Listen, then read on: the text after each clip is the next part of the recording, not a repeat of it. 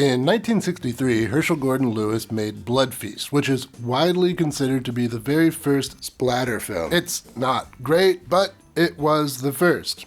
Kind of like my first girlfriend. Definitely not great. I can't believe you, Rob. But more impressive still is just 2 weeks after filming Blood Feast, he filmed Scum of the Earth, which ended up being another first in cinema, the very first Roughie. Inventing 2 subgenres of exploitation films on any timescale would be impressive, but to do it in a month is really wild. Unlike My First Girlfriend.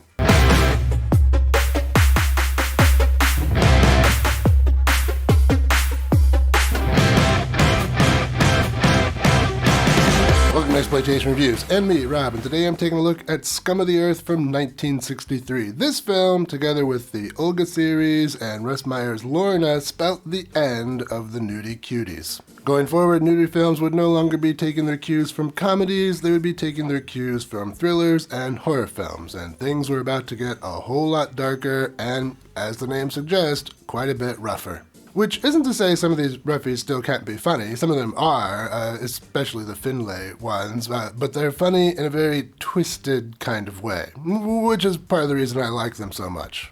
You've got a weird sense of humor. Anyway, let's check out the first one. We open on a man parking his car. The music is rather intense and sinister. He accepts some money from someone and hands over an envelope. We follow this envelope for a little while, and then the camera loses interest in following the envelope, and it's passed from one man to another, and then another. Finally, we see what's inside. Nudie pictures. Title card. Produced by Davis Friedman. Yeah, well, actually, that's legendary exploitation producer David F. Friedman, not trying too hard to disguise his name. As a director, David F. Friedman was responsible for another significant roughie, The Defilers, which I talked about some time ago. But he's mostly known as a producer, having worked with exploitation directors like Lee Frost and Don Edmonds, among others. And there we are, written and directed by Louis H. Gordon. Of course, that's actually Hershel Gordon Lewis putting in even less effort to disguise his name. Credits done, we're in a photography studio. The photographer takes racy pictures, including some of a large, hairy man getting rough with the model. Whatever he's doing is off-screen, but the scene is still pretty disturbing thanks to some pretty good dialogue. Harlem! Stop him! Can't you see what he's doing? I can see. This model, Sandra, she wants to get out of the business, but for some reason she can't just quit. And it's not entirely clear why. Later in the movie, the film will go into a bit more detail about the kinds of holds these smut producers have over their models. So, not being completely free to leave, there is a compromise. Sandra is promoted to recruiting agent. She has to find new girls willing to model. And as we all know, this ain't easy. Pimping, as a matter of fact, ain't easy.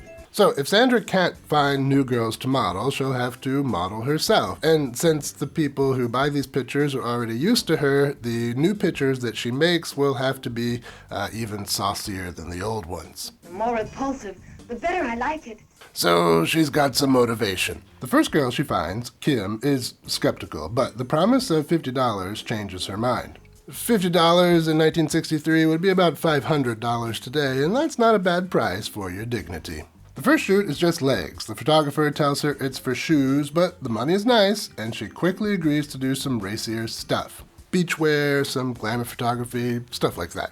So this is how the racket works. They get the girls used to the nice money, doing some pretty easy photo shoots, and then they ignore them until the girls call asking for more work, and then they say the only jobs available are quite a bit racier, but the money is 10 times the normal amount, and this normally works. Hook, line, and sinker.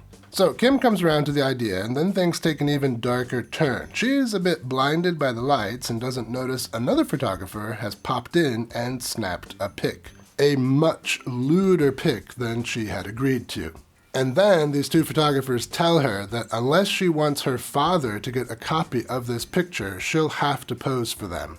In ways that she's definitely not comfortable with. So she poses, and she looks pretty nice. And for the first time, this movie goes to some places that you can't see here on YouTube. Man, I just work here.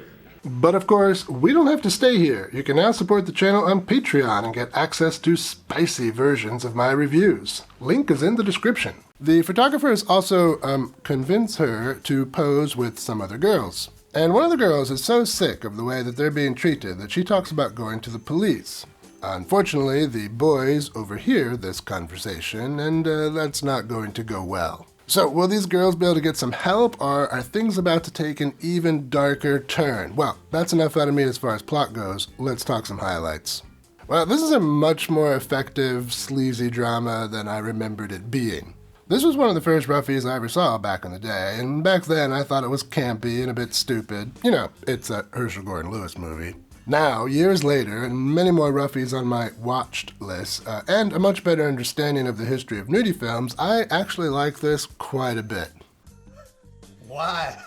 There's some decent writing here, and the acting, well, for a film like this, isn't too bad.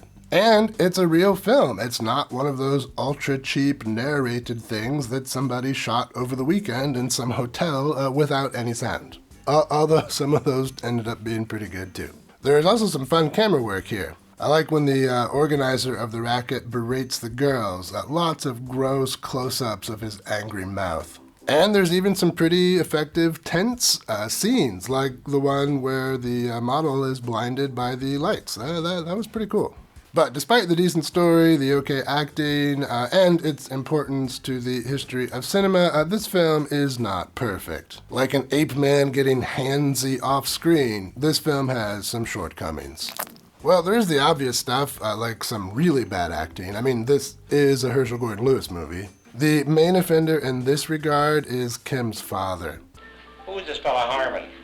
The photographer you're always talking about. He's an absolute doll. It's hardly work at all, and he's a wonderful photographer. Maybe he is, but I'll never know. I've never even heard of him. Yeah, that's some pretty terrible line delivery. His scenes should have been cut. But whatever, we don't go into a movie like this looking for acting prowess.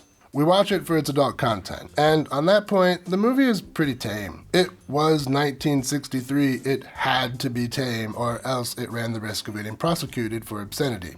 I mean, back then, the makers of the film, the theater managers, even the projectionist risked going to jail by showing movies like this. It's hard for us to imagine that today, but yeah, that was the reality of the time.